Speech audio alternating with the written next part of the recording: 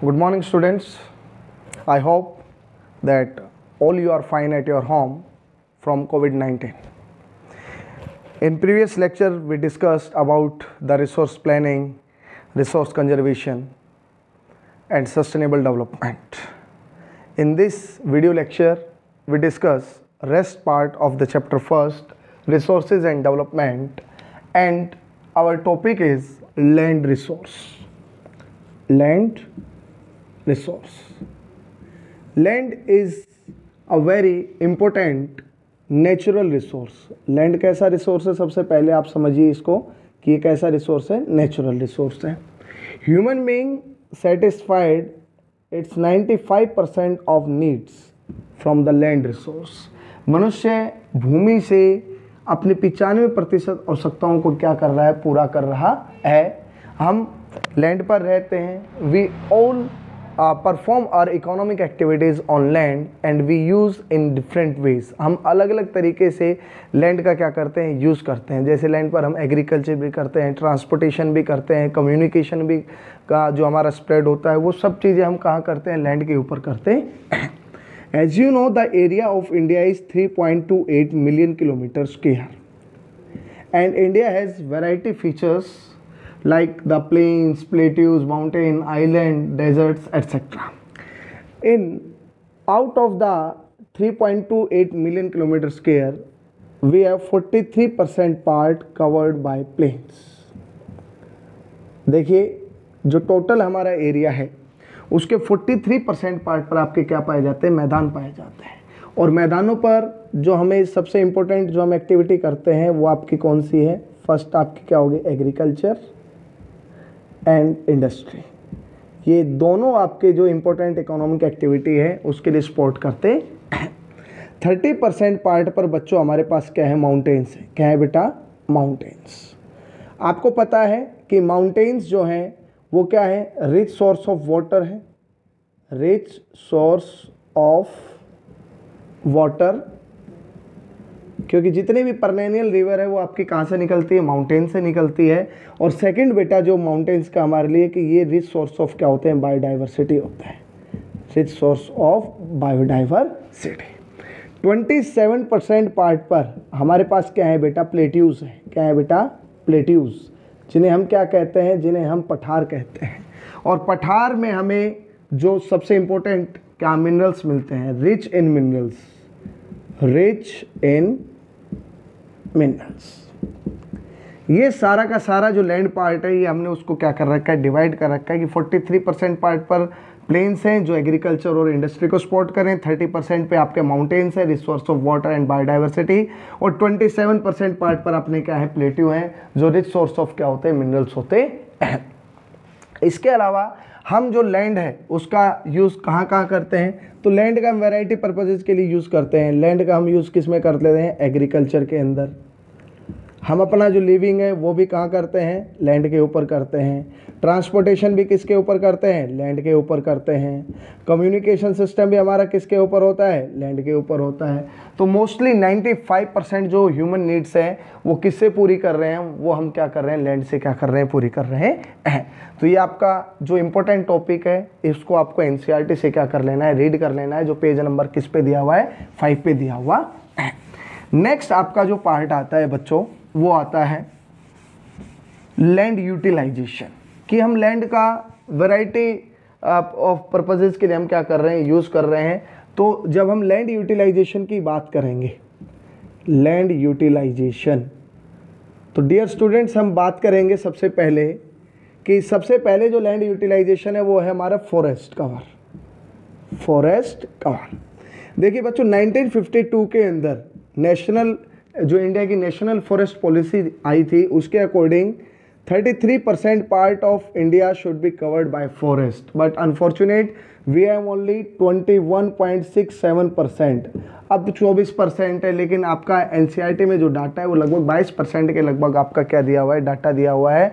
लेकिन होना कितना चाहिए, 33% के ऊपर होना चाहिए. ये सबसे पहला आपका क्या है, लैंड यूटिलाइजेशन है, जिसके ऊपर मैंने आपको क्या बताया, फॉरेस्ट बताएं. क्या बताएं, फॉरेस्ट. दूसरा होता है कल्टीवेशन.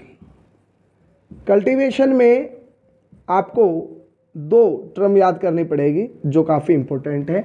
सबसे पहले है नेट शॉन एरिया। क्या याद करना पड़ेगा? Net sown area. इसमें आप क्या लिखेंगे? The area which cultivated once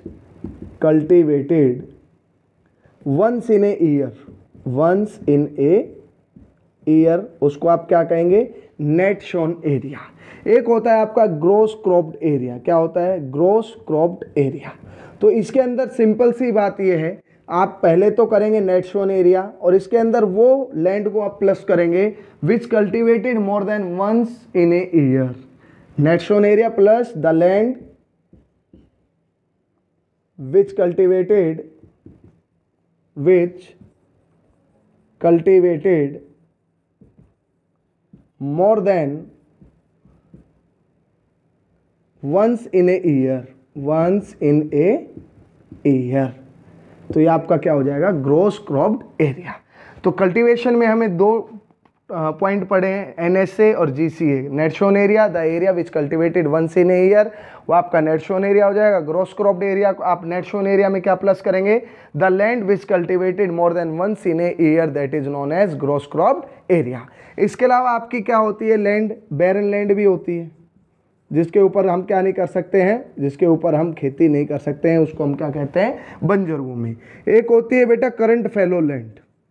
current fallow land, आपकी जो करंट फैलो लैंड है वो क्या होती है? सिंपल सी बात है, the land which uncultivated for one agriculture year, that is known as current fallow land. अगर हम बात करते हैं करंट फैलो लैंड की, left without cultivation for one or less than one agricultural year, उसको हम क्या कहते हैं? Current fallow land. और इसके अलावा होता है other than current fallow land, जिसको 1 से और 5 साल तक हमने क्या नहीं किया है? कल्टीवेट नहीं किया है, वो आपके किसके अंदर आती है? अदर फैलो लैंड के अंदर आती है। तो ये आपका क्या हो गया? लैंड यूटिलाइजेशन हो गया कि लैंड का हम किस किस तरीके से क्या कर रहे हैं बच्चों? यूज कर रहे हैं। अब हम बात करेंगे land use pattern in India. Bharat देश के अंदर किस तरीके से जो लैंड का यूज हो रहा है, तो एक्चुअली हमारे पास 93% डाटा है। हमारे जो 7 सिस्टर हैं, एक अगर असम को छोड़ दे तो बाकी हमारे पास जो डाटा है वो कंप्लीट नहीं है। केवल 93% हमारे पास जो डाटा है इंडिया के, जहाँ पर हम क्या कर रहे हैं? लैंड को यूटिलाइज कर रहे हैं। क्या कर रहे हैं? Land utilization in India. अब भारत के अंदर किस प्रकार से लैंड का क्या हो रहा है? यूटिलाइजेशन हो रहा है। अब हम उसके बारे में पढ़ेंगे। जो पैटर्न है land utilize pattern in India, pattern in India. So let us start. As you know, the use of land is determined by both physical factor and human factor। देखो लैंड का जो यूज होता है वो 2 factor के ऊपर depend होता है। एक तो आपका कौन सा फैक्टर होता है बच्चों? Physical factor. एक होता है आपका कौन सा factor? Human factor. Physical factor में टोपोग्राफी आ गया, क्लाइमेट आ गया, आपका जो आपके ढाल होती है वो हो गया, रिलीफ आ गया। ये सारी चीज़ें किसके अंदर आती है? फिजिकल फैक्टर के अंदर आती है। देखो plains are most favourable for agriculture, क्योंकि प्लेन्स सुटेबल होते हैं फॉर कल्टीवेशन, सिंपल सी बात है। लेकिन जब टेरेस फार्मिंग की बात करते हैं तो वो आपका जो रिलीफ है, धरातल देखा जाएगा, वो आपके माउंटेनियस रीजन के ऊपर ज़्यादा क्या किया जाता है? प्रैक्टिस किया जाता है। दूसरा है पॉपुलेशन डेंसिटी। ह्यूमन अगर फैक्टर की बात करें तो किसी स्थान के ऊपर जो पॉपुलेशन डेंसिटी क्या होता है? The number of people live in पर स्क्वायर यूनिट एरिया। कितने व्यक्ति एक स्क्वायर यूनिट एरिया में रहते हैं उसको हम क्या कहते हैं? पॉपुलेशन डेंसिटी कहते हैं। और इंडिया की जो पॉपुलेशन डेंसिटी है वो 382 पर्सन पर स्क्वायर किलोमीटर है, as per the population census of 2011। तो let us start the land use pattern in India. Total geographical area of India is 3.28 million kilometre square. However, land use data is available only 93% of the total geographical area because the land use reporting for most of the northeastern state except Assam has not been done fully। Assam को अगर छोड़ दे तो बाकी 6 sister के हमारे पास जो land use data है वो अभी हमारे पास नहीं है। अगर मैं बात करूं नेट शोन एरिया की, तो नेट शोन एरिया में भी हमारे पास देखो कौन कौन से एरिया हमारे पास नहीं है? जो 6 एक्सेप्ट आसाम, एक्सेप्ट आसाम। अगर 93% हमारे पास लैंड डाटा है, उसमें 6 जो हमारे नॉर्थ ईस्टर्न स्टेट है उनका डाटा नहीं है, और एक आपका जो पता होगा जम्मू एंड कश्मीर, जिसका 2 पार्ट है, पाकिस्तान ऑक्यूपाइड कश्मीर और चाइना ऑक्यूपाइड कश्मीर, इसके भी डाटा किसके पास नहीं है, हमारी इंडियन गवर्नमेंट के पास नहीं है। अब अगर बात करते हैं नेट शोन एरिया की, किस तरह से लैंड को कहाँ किया जाता है, तो पंजाब और आपके हरियाणा जैसे स्टेट जो है वहाँ पर सबसे ज़्यादा जो आपका क्या है नेट शोन एरिया मिलता है। The percentage of net sown area in India comes about 54% of the total reporting area. It is total net sown area India का कितना हो जाएगा, total net sown area of India 54%, total जो हमारे पास land है। अब इसके अंदर आपका जो स्टेट है पंजाब, हरियाणा, ये वो स्टेट है जहाँ सबसे ज़्यादा क्या किया जाता है, एग्रीकल्चर प्रैक्टिस किया जाता है, और यहाँ पर ये डाटा बढ़कर बच्चों कितने % तक चला जाता है, 80% तक ये क्या हो जाता है, चला जाता है। लेकिन अगर बात करते हैं अरुणाचल प्रदेश की, तो वहाँ पर नेट शोन एरिया बच्चों कितना % है, केवल 10% है। ये डिपेंड किसके ऊपर करता है, मैंने अभी आपको 2 फैक्टर बताए थे, फिजिकल फैक्टर और ह्यूमन फैक्टर। तो ये फिजिकल फैक्टर के कारण है और ये ह्यूमन फैक्टर के भी कारण है, क्योंकि जो नॉर्दर्न प्लेन्स है वहाँ पर हाईएस्ट पॉपुलेशन डेंसिटी है इंडिया की, because of levelling land, because of flat land, because of highly agricultural productive area. तो पंजाब और हरियाणा जहाँ पर कुल भूमि का 80% जो प्रयोग है वो नेट शोन एरिया के रूप में किया जाता है, वहीं अरुणाचल प्रदेश का केवल 10% जो एरिया है वो किसके रूप में भी यूज़ किया जाता है, केवल और केवल आपके नेट शोन एरिया के रूप में यूज़ किया जाता है। अगर फॉरेस्ट की बात करें तो फॉरेस्ट होने तो 33% चाहिए according to the 1952 Indian forest policy, लेकिन still India is under threat because our forest area is less than 33%, it is 22%, ये लगभग 22% के लगभग से हमारे देश के अंदर क्या है, हमारे फॉरेस्ट कवर है। नेक्स्ट अगर हम बात करते हैं तो हम बात करेंगे लैंड डिग्रेडेशन की। किसकी बात करेंगे, नेक्स्ट जो टॉपिक है आपका इस चैप्टर के अंदर, किसी भी टॉपिक को नहीं छोड़ना है, हर टॉपिक को तरीके से क्या करना है, लर्न करना है। नोटबुक अच्छे से प्रिपेयर करनी है, जो भी क्वेश्चन आंसर मैंने PDF के अंदर भेजे हैं उनको तरीके से लेसन 1 और जिन ग्रुप्स के अंदर नहीं गई है वो मैं जल्दी ही डाल दूंगा। नेक्स्ट आपका जो टॉपिक आता है वो आता है बेटा लैंड डिग्रेडेशन। लैंड डिग्रेडेशन, देखो इसके अंदर जो सबसे पहले आप सीखेंगे, आप एक टर्म सीखेंगे bad land. Bad land, the land which unfit for cultivation, unfit for cultivation, वह लैंड जो क्या है कल्टीवेशन के लिए फिट नहीं है, उसको हम क्या कहते हैं, बैड लैंड कहते हैं। क्या कहते हैं, बैड लैंड। हम क्या कर रहे हैं, अपनी जितनी भी बेसिक नीड्स हैं उनको हम पूरा कहाँ से कर रहे हैं, उनको हम पूरा लैंड से कर रहे हैं, और कॉन्टिन्यूस यूज़ के कारण लैंड की जो क्वालिटी है उसके अंदर क्या आई है, कमी आई है, जिसका रिजल्ट हम किस रूप में देख पा रहे हैं, लैंड डिग्रेडेशन के रूप में देख रहे हैं। आज जो हमारा टोटल जो लैंड है, जो लैंड डिग्रेड है वो है 130 million hectare. Total degraded land in India, तो ये आपका कितना है, 130 मिलियन हेक्टेयर। ये आपको ध्यान देना पड़ेगा कि हमारे पास जो टोटल डिग्रेडेड लैंड है, लैंड डिग्रेडेशन क्या होता है, because of human and natural factor, when the quality of land decrease and becomes unfit for cultivation and for other purposes, that is known as land degradation, and the total degraded land in India is 130 million hectare। 130 million hectare जो भूमि है वो degraded land है। इसके अंदर approximately 28% इस land का forest degraded है, forest degraded area, forest degraded area. और अगर हम 57% की बात करते हैं, कितने परसेंट की बात करते हैं, 56% की अगर हम बात करते हैं, तो ये वाटर एरोडेड एरिया है। कैसा एरिया है, वाटर एरोडेड एरिया। हमारे पास टोटल जो डिग्रेडेड लैंड है वो कितना है, 130 मिलियन हेक्टेयर लैंड है, जिसका 28% पार्ट कहाँ से आता है, फॉरेस्ट डिग्रेडेड एरिया से आता है। 56% किससे आता है, आपका वाटर एरोडेड एरिया से आता है।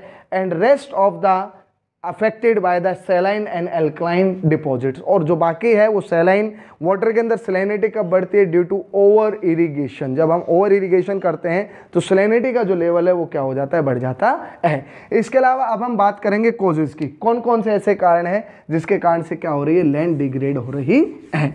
और फिर हम ये भी जानेंगे कि लैंड डिग्रेडेशन को कैसे रोका जा सकता है। तो सबसे पहले हम बात करते हैं कॉजेज के बारे में। लैंड डिग्रेडेशन के कॉजेज कौन कौन से हैं। सबसे पहला जो कॉज है वो है आपका, ध्यान से सुनना है, डिफॉरेस्टेशन। क्या है, डिफॉरेस्टेशन। देखो बच्चों, cutting down of forest over a large area, that is known as deforestation. Deforestation variety of purposes के लिए होता है, इंडस्ट्री को लगाने के लिए भी होता है, हाउसिंग के लिए भी होता है, ट्रांसपोर्टेशन के लिए भी होता है, एक्सपेंशन ऑफ एग्रीकल्चर लैंड के लिए भी होता है। ये भी आपको ध्यान रखना है कि जो पहला कारण है लैंड डिग्रेडेशन का वो है प्यारे बच्चों आपका डिफॉरेस्टेशन। और डिफॉरेस्टेशन वैरायटी ऑफ पर्पजेस के लिए होता है, जिसके कारण क्या हो रही है, लैंड डिग्रेड हो रही है। दूसरा जो इंपॉर्टेंट फैक्टर है वो है मेरे प्यारे बच्चों आपका माइनिंग। क्या है, माइनिंग। माइनिंग जो मोस्टली आपके छत्तीसगढ़, झारखंड, वेस्ट बंगाल जैसे स्टेट के अंदर हो रही है। माइनिंग क्या होता है, extraction of minerals down the crust of the earth. अब यहाँ पर जो मिनरल्स हैं उनको क्या करना, अर्थ से बाहर निकालना। जिस प्रोसेस के द्वारा निकाला जाता है उसको हम क्या कहते हैं, माइनिंग कहते हैं। और mining is also responsible for deforestation, and mining is also responsible for contaminated water. Underground water और सरफेस वाटर दोनों ही कॉन्टामिनेट हो रहे हैं, दोनों ही पॉल्यूट हो रहे हैं बिकॉज ऑफ द माइनिंग। किसके कारण से हो रहे हैं, माइनिंग के कारण से हो रहे हैं। नेक्स्ट आता है इंडस्ट्रियल एफ्लुएंट्स। इंडस्ट्रियल जो एफ्लुएंट्स हैं उनको हम क्या कर रहे हैं, बहा दे रहे हैं। कहाँ बहा दे रहे हैं, वाटर बॉडी के अंदर, लैंड के ऊपर बहा दे रहे हैं, जिससे कि क्या हो रहा है, आपका लैंड डिग्रेड हो रहा है। वाटर एफ्लुएंट्स को हम क्या करते हैं, डिस्चार्ज कर देते हैं, जिसके कारण से जो हार्मफुल आपके केमिकल्स होते हैं वो लैंड के अंदर क्या हो जाते हैं, मिल जाते हैं, मिट्टी के अंदर मिल जाते हैं, जिससे क्वालिटी जो होती है वो क्या होती है, डिक्रीज होती है। नेक्स्ट आता है बेटा ओवर ग्रेजिंग। क्या आता है, ओवर ग्रेजिंग। आपके कुछ स्टेट ऐसे हैं लाइक मध्य प्रदेश, ठीक है, लाइक गुजरात, जहां पर ओवर ग्रेजिंग के कारण क्या हो रहा है, आपका लैंड डिग्रेडेशन हो रहा है, लैंड की क्वालिटी में क्या आ रही है, कमी आ रही है। कुछ कारण है ओवर इरिगेशन। क्या है बच्चों, ओवर इरिगेशन। ओवर इरिगेशन जो एग्रीकल्चरली प्रोस्पेरस रीजन है इंडिया के, लाइक पंजाब है, हरियाणा है, वेस्टर्न उत्तर प्रदेश है, यहाँ आपका क्या हो रहा है, जो लैंड के डिग्रेड होने का कारण है वो मेरे प्यारे बच्चों आपका क्या है, ओवर इरिगेशन है। जब हम ओवर इरिगेशन करते हैं तो सैलिनिटी का जो लेवल है वो क्या हो जाता है, इंक्रीज हो जाता है। और जो अगर हम थोड़ा लॉन्ग टर्म में देखें तो जो आपकी सॉइल होती है उसकी प्रोडक्टिविटी क्या हो जाती है, कम हो जाती है। तो ये सारे के सारे क्या हैं, कारण हैं किसके बच्चों, लैंड डिग्रेडेशन। एक एक आपको क्या करना है, लर्न करना है। अब हम कैसे लैंड डिग्रेडेशन को रोक सकते हैं। देखो, हर एक बीमारी होती है, कोरोना भी एक बीमारी है, लेकिन जिसका इलाज अभी वैक्सीन चल रही है। 1 मई से 18 साल से ऊपर के सभी जो वयस्क हैं, हमारे एडल्ट्स हैं, वोटर्स जो हैं, उनको लगना शुरू होगी। तो काफ़ी खुशी की बात है कि भगवान करे जल्दी ही इंडिया कोरोना मुक्त हो जाए। तो अब हम क्या कर सकते हैं, कौन कौन से कंजर्वेशन मेथड, कंजर्वेशन मेथड्स में आप क्या क्या लोगे। देखो, सबसे पहले आपको क्या करना है, डिफॉरेस्टेशन को स्टॉप करना है। स्टॉप डिफॉरेस्टेशन, पेड़ों के काटने पर क्या होनी चाहिए, रोक होनी चाहिए। And plant more and more tree, plant more and more tree, that is known as afforestation. हमें क्या करना है, ज़्यादा से ज़्यादा पेड़ लगाने हैं। और कंट्रोल किसके ऊपर करना है, control over grazing, over grazing. Over grazing के ऊपर हमें क्या करना पड़ेगा, कंट्रोल करना पड़ेगा, तब हम जाकर क्या कर सकते हैं, लैंड डिग्रेडेशन को कंट्रोल कर सकते हैं। इसके अलावा जितने भी इंडस्ट्रियल जो आपके एफिलिएंट्स हैं, इंडस्ट्रियल एफिलिएंट्स, उनको प्रॉपर क्या करके ट्रीटमेंट करना चाहिए, उनका क्या करना चाहिए, प्रॉपर ट्रीटमेंट करके फिर उन्हें क्या करना चाहिए, डिस्चार्ज करना चाहिए, प्रॉपर ट्रीटमेंट। और जो माइनिंग है, माइनिंग को भी क्या करना पड़ेगा, आपको कंट्रोल करना पड़ेगा, क्योंकि माइनिंग जो गड्ढे खोदकर छोड़ दिए जाते हैं, अक्सर वहाँ पर रेनफॉल जो वाटर होता है वो इकट्ठा हो जाता है, जिससे सरफेस वाटर भी क्या हो जाता है, पोल्यूटेड हो जाता है। और इवन आपका जो क्या होता है, आपका अंडरग्राउंड वाटर क्या होता है, the water which we get at least 15 meter below the crust, that is known as underground water। Underground water की अपनी एक डेफिनेशन है, वह पानी जो हमें लगभग 15 मीटर की गहराई से क्या होता है, प्राप्त होता है, उसको प्यारे बच्चों हम क्या कहते हैं, अंडरग्राउंड वाटर कहते हैं। इसके अलावा हम क्या कर सकते हैं, जो आपका प्रॉपर मैनेजमेंट ऑफ वेस्ट है, proper discharge and disposal of industrial effluents हैं, ये सारे के सारे हम क्या कर सकते हैं, ये सारे के सारे तरीके लैंड डिग्रेडेशन को रोक सकते हैं। तो ये वो सारे तरीके जिनके द्वारा हम क्या कर सकते हैं, लैंड डिग्रेडेशन को रोक सकते हैं। नेक्स्ट टॉपिक आता है सॉइल। क्या आता है, सॉइल एज अ रिसोर्स। अब सॉइल आपको पता है upper most layer of the land है, विच कंटेन फाइन पार्टिकल्स, और इसके अंदर ऑर्गेनिक और इनऑर्गेनिक दोनों ही क्या होते हैं, सब्सटेंस होते हैं। इसी चैप्टर के अंदर हम क्या पढ़ेंगे, सॉइल का क्लासिफिकेशन भी पढ़ेंगे। नेक्स्ट टॉपिक जो आपका है वो क्या है, सॉइल। सॉइल आपका कैसा रिसोर्स है, एक रिन्यूएबल रिसोर्स है और नेचुरल है। कैसा है, नेचुरल। तो सॉइल जो होता है वो लैंड का सबसे अपर पार्ट होता है, which has organic and inorganic substances और फाइन पार्टिकल से मिलकर ये बना है। इसकी 1 सेंटीमीटर लेयर अगर अर्थ पर हम क्या करें, कवर करें, तो इसमें हजारों साल लग जाते हैं। तो सबसे पहले हम बात करते हैं सॉइल फॉर्मेशन की। किसकी बात करते हैं, सॉइल फॉर्मेशन। ऐसे कौन कौन से फैक्टर हैं जो सॉइल फॉर्मेशन को क्या करते हैं, डिसाइड करते हैं। तो सबसे पहला है बच्चों रिलीफ। क्या है, धरातल कैसा है, इसके ऊपर डिपेंड करता है सॉइल फॉर्मेशन का। सेकंड है पेरेंट रॉक। कैसी रॉक है, पेरेंट रॉक, क्योंकि आपको पता होना चाहिए कि जो soil is form due to the breaking and weathering of rocks, surface rocks के टूटने फूटने से किसका निर्माण होता है, सॉइल का निर्माण होता है। एक इंपॉर्टेंट फैक्टर है आपका क्या है, टाइम। क्या है, टाइम। नेक्स्ट आपका क्या है, वेजिटेशन। वेजिटेशन कवर जो है ये भी क्या करता है, जो आपकी फॉर्मेशन है रॉक की उसको क्या करता है, डिसाइड करता है। And forms of life, forms of life, ये सारे वो फैक्टर हैं जो किसको डिसाइड करते हैं, सॉइल फॉर्मेशन को क्या करते हैं, डिसाइड करते हैं। इसके अलावा वेरियस फोर्सेस ऑफ नेचर हैं, like changes in the temperature. Temperature के अंदर क्या होता है, चेंजमेंट होता है। एक्शंस ऑफ रनिंग वाटर, आपको पता है रनिंग वाटर एक साथ 2 काम करता है। रनिंग वाटर कहीं से तो क्या करता है, इरोजन, और कहीं पर वो क्या करता है, डिपोजिशन। क्या करता है, डिपोजिशन। तो एक्शन ऑफ रनिंग वाटर हो गया, चेंजिंग इन टेम्परेचर हो गया, विंड एंड ग्लेशियर, ये एक्टिविटीज़ हैं जो क्या करते हैं, सॉइल के फॉर्मेशन में क्या करते हैं, अपना बहुत बड़ा रोल क्या करते हैं, प्ले करते हैं। तो natural forces like running water, wind, glacier, ये भी आपका क्या करते हैं, सॉइल फॉर्मेशन के अंदर अपना एक क्या करते हैं, रोल प्ले करते हैं। इसके अलावा मिलियंस ऑफ ईयर्स लग जाते हैं अगर 1 सेंटीमीटर की अगर आपको क्या करना है, सॉइल कवर क्या करना है, अर्थ के ऊपर बिछाना है। अब बात करेंगे सॉइल जो एक रिन्यूएबल रिसोर्स है, जो आपका मोस्ट इंपॉर्टेंट पार्ट है एग्रीकल्चर का। अब इसका हम क्लासिफिकेशन पढ़ेंगे। क्या पढ़ेंगे, क्लासिफिकेशन। और सबसे पहला जो हम क्लासिफिकेशन पढ़ेंगे वो कौन सी सॉइल के बारे में पढ़ेंगे, वो पढ़ेंगे हम एलुवियल सॉइल के बारे में। कौन सी सॉइल, एलुवियल सॉइल। हर एक सॉइल के 5-5 पॉइंट्स आपको क्या करने हैं, लर्न करने हैं, क्योंकि कोई भी क्वेश्चन 3 या 5 नंबर में क्या पूछा जा सकता है, एलुवियल सॉइल से या लेटराइट सॉइल से। 6 प्रकार की इंपॉर्टेंट सॉइल्स होती हैं on the basis of classification. तो पहला, सबसे पहले हमने कौन सी सॉइल के बारे में पढ़ा, alluvial soil. It is most widely spread soil, most widely spread soil. हमारा जो नॉर्दर्न प्लेन्स है वो किससे बना हुआ है, वो आप बच्चों किससे बना हुआ है, एलुवियल सॉइल से क्या है बना हुआ है। And the most important soil इसलिए क्योंकि ये हमारा एग्रीकल्चरल प्रोडक्शन का एक क्या करती है, सबसे इंपॉर्टेंट फैक्टर है जो नॉर्दर्न प्लेन्स के अंदर ये क्या कर रही है, प्ले कर रही है। नेक्स्ट इट कंप्राइजेस, इसके अंदर क्या क्या होता है, it comprises sand, silt and clay, जिसके कारण इसका जो प्रोडक्टिविटी है वो काफ़ी क्या होती, अच्छी होती है। इट क्लासिफाइड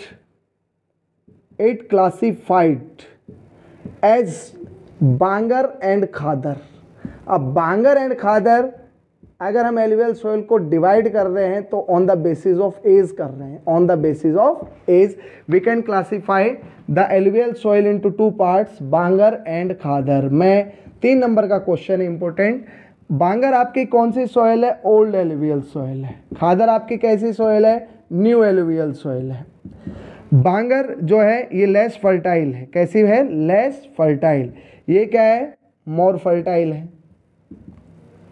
इसके अंदर इट कंटेन कंकर नोड्यूल्स, इसके अंदर क्या पाए जाते हैं, कंकर नोड्यूल्स पाए जाते हैं जिसके अंदर कैल्शियम कार्बोनेट होता है। इट डज नॉट कंटेन कंकर nodules. It is found on the upper course of river valleys. ये कहाँ पर पाई जाती है, अपर कोर्स के ऊपर पाई जाती है। ये कहाँ पाई जाती है, lower course of river valleys. सबसे ज़्यादा पार्ट नॉर्दर्न प्लेन्स का किससे बना हुआ है, बांगर से बना हुआ है। किससे बना हुआ है, बांगर से। तो ये आपको पता होना चाहिए कि जो classification of alluvial soil into 2 parts है, बांगर एंड खादर, वो एज के अकॉर्डिंग हमने उसको क्या कर रखा है, बांट रखा है। It is very fertile. Next तो इसका जो फीचर होगा, it is very fertile and इसके अंदर जो मेजर क्रॉप्स हैं जो आपकी क्या करें, ग्रो करती है, तो इसके अंदर आपका वीट हो जाएगा। क्या हो जाएगा, वीट हो गया, पैडी हो गया, शुगर केन हो गया। ये सारी वो आपकी क्या है, फसलें हैं, महत्वपूर्ण फसलें जो कहाँ उगती है, जो आपकी किसके अंदर, आपके एलुवियल सॉइल के अंदर उगती है। अब एलुवियल सॉइल जहाँ जहाँ पर है वहाँ पर पॉपुलेशन डेंसिटी बहुत ज़्यादा है, पॉपुलेशन डेंसिटी, क्योंकि आपका जो एलुवियल सॉइल है वो मोस्ट प्रोडक्टिव सॉइल माना जाता है और आपका northern plains is covered by the alluvial soil. इसलिए ये पॉपुलेशन डेंसिटी, इसके कारण उन एरियाज में पॉपुलेशन डेंसिटी काफ़ी ज़्यादा है।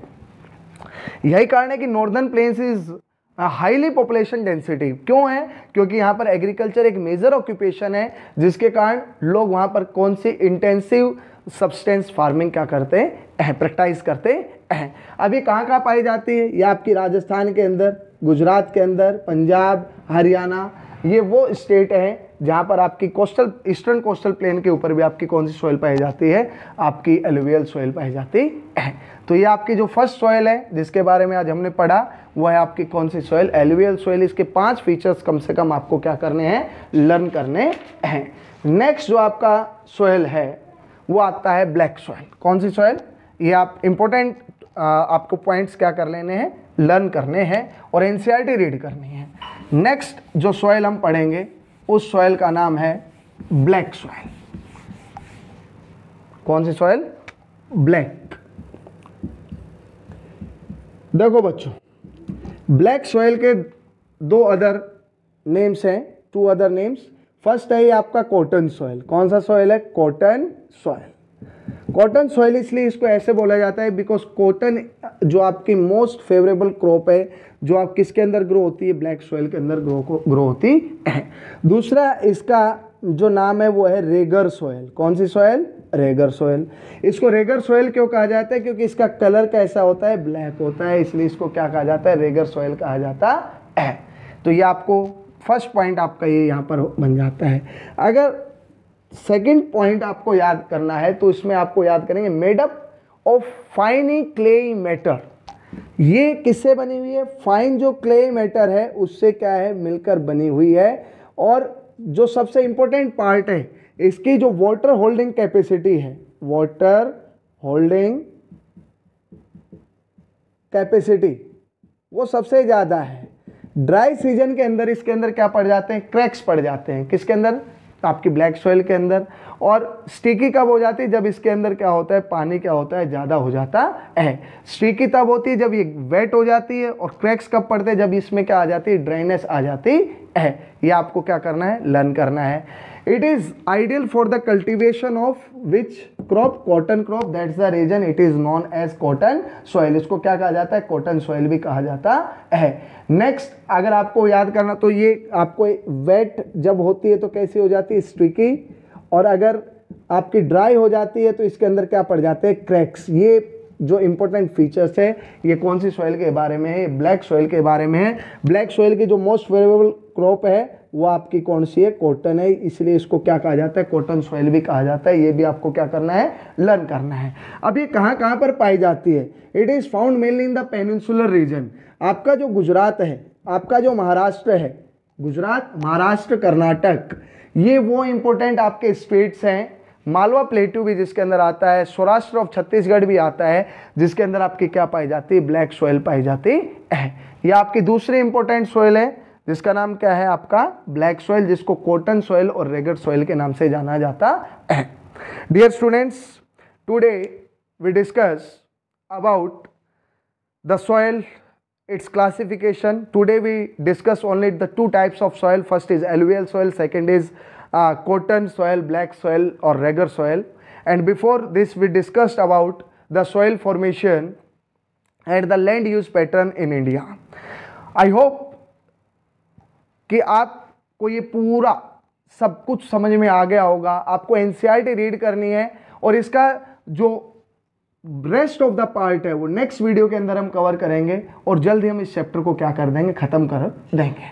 तो इस पूरी वीडियो को देखना है और अगर वीडियो अच्छी लगे तो वीडियो को लाइक और चैनल को क्या करना है, सब्सक्राइब करना है। जय हिंद, जय भारत।